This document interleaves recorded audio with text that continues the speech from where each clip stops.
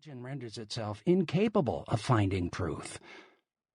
I maintain, then, and here I diverge from the many accommodationists who see religion and science, if not harmonious or complementary, at least as not in conflict, that religion and science are engaged in a kind of war, a war for understanding, a war about whether we should have good reasons for what we accept as true. Although this book deals with the conflict between religion and science, I see this as only one battle in a wider war, a war between rationality and superstition. Religion is but a single brand of superstition. Others include beliefs in astrology, paranormal phenomena, homeopathy, and spiritual healing. But it is the most widespread and harmful form of superstition, and science is but one form of rationality. Philosophy and mathematics are others. But it is a highly developed form, and the only one capable of describing and understanding reality. All superstitions that purport to give truths are actually forms of pseudoscience, and all use similar tactics to immunize themselves against disproof. As we'll hear, advocates of pseudosciences like homeopathy or ESP often support their beliefs using the same arguments employed by theologians to defend their faith.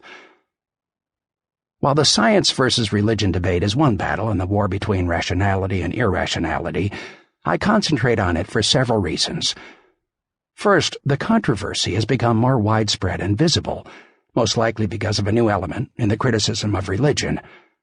The most novel aspect of new atheism, the form of disbelief that distinguishes the views of writers like Sam Harris and Richard Dawkins from the old atheism of people like Jean-Paul Sartre and Bertrand Russell, is the observation that most religions are grounded in claims that can be regarded as scientific.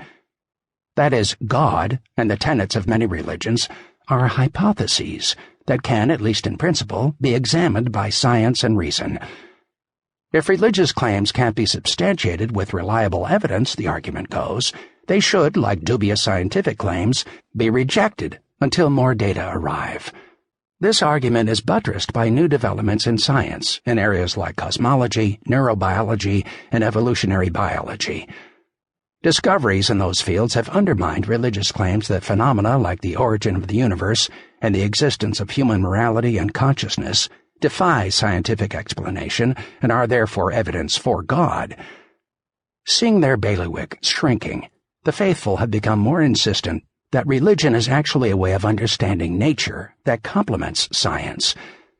But the most important reason to concentrate on religion rather than other forms of irrationality is not to document a historical conflict, but because, among all forms of superstition, religion has by far the most potential for public harm. Few are damaged by belief in astrology, but as we'll hear in the final chapter, many have been harmed by belief in a particular god or by the idea that faith is a virtue. I have both a personal and a professional interest in this argument, for I've spent my adult life teaching and studying evolutionary biology, the brand of science most vilified and rejected by religion. And a bit more biography is in order. I was raised as a secular Jew, an upbringing that, as most people know, is but a hair's breadth from atheism. But my vague beliefs in a god were abandoned almost instantly when, at 17, I was listening to the Beatles' Sgt. Pepper album and suddenly realized that there was simply no evidence for the religious claims I had been taught, or for anybody else's either. From the beginning, then, my unbelief rested on an absence of evidence for anything divine. Compared with that of many believers, my rejection of God was brief and painless, but after that I didn't think much about religion until I became a professional scientist. There's no surer route to immersion in the conflict between science and religion than becoming an evolutionary biologist. Nearly half of Americans reject evolution completely, espousing a biblical literalism in which every living species, or at least our own, was suddenly created from nothing less than 10,000 years ago by a divine being. And most of the rest believe that God guided evolution one way or another, a position that flatly rejects the naturalistic view accepted by evolutionary biologists, that evolution, like all phenomena in the universe, is a consequence of the laws of physics without supernatural involvement.